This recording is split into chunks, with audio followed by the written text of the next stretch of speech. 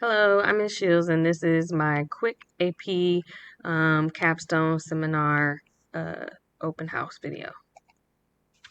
So, just to give you an idea, a few of our rules this year are, and we're going to be strict about them, is rule number 1, you are responsible for your actions, inactions, choices, and words. Rule 2, do not complicate the life for others. It is already hard enough. Be kind to yourself and others. Be considerate and clean up your messes. Rule 3, bring solutions, not excuses. And rule 4, learning is collaborative, not competitive. Helping others makes you and those around you better. So how the year will look, we have College Board requirements, and we'll talk about those in the first semester because that's when we start introducing the skill development, and we do it through inquiry units, which is our themes. We'll do superheroes and not all heroes wear capes. Now, honestly, that may adjust depending on how our student-led conversations go. In semester 2, I literally say, Happy New Year, and then it's a test until May 8th through 12th. I don't know when our exact EOC will be, but that is all testing from January to May. Fall is when we're practicing the skills in the performance tasks, and that is when I can give direct feedback. In the spring is where they are tasked with actually executing these for an assessment, and I cannot give direct feedback on that. Speaking of which, so there are two types of scores. There's an AP score and there is a class score, which I'll talk about. The way AP seminar is scored, you have 3 performance tasks. It's a little different from other AP exams. You have 3 performance tasks. The first one is an individual research report and a team multimedia presentation. That is worth 20% of the overall AP score. 10% is the paper is 10% and the presentation is 10%. The presentations throughout this part of the year are scored by me. However, I can't tell the students what they got. And again, I cannot give direct feedback. Performance task 2 is worth 35% of the total AP seminar score, and that is divided by which is 26% with the essay, 7% with the presentation, and 3.5% with the oral defense.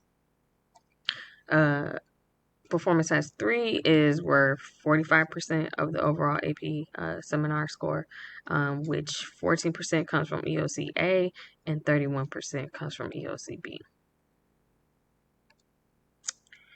Let's see. All right.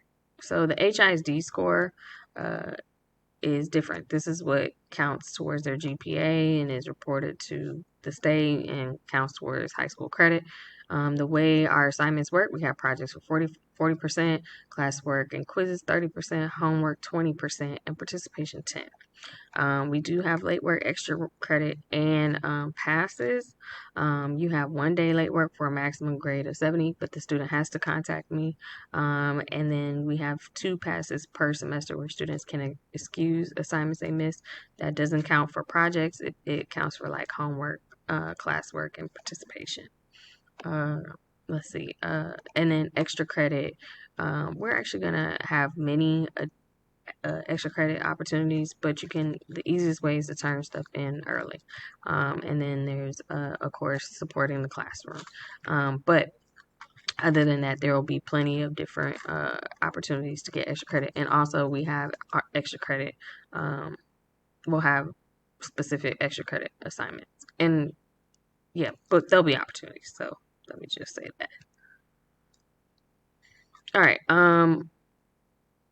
So this year, I'll be honest, parents, like these COVID years have been different, and so I'm just seeing a lot of students struggling with things. And so, along with the academics, we're going to look at and focus on accountability, learning ownership, social emotional learning, and time management. Our students are struggling, and so I want to make sure that I'm not only preparing them to pass this test, but I want to prepare them to leave my classroom and be better people, and to leave these 4 walls and be better people.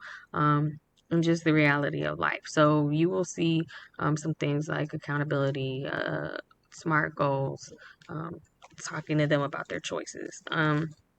Because uh, this class is project based, and so sometimes kids can get overwhelmed and then they get frustrated and they take it out on each other or even me.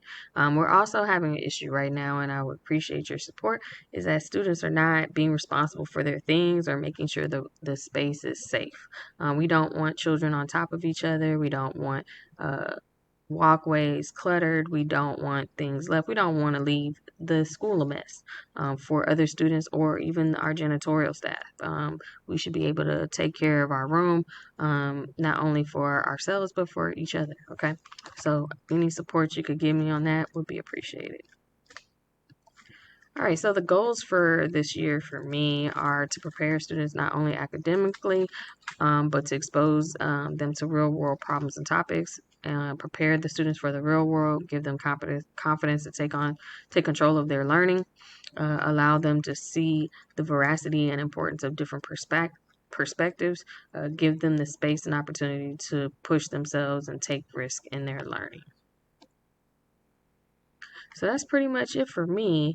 I hope I covered everything. If not, this is the time to ask some questions. If you don't get the opportunity to ask questions, please feel free to email me and I'll respond in a very timely manner. Thank you. Have a good night.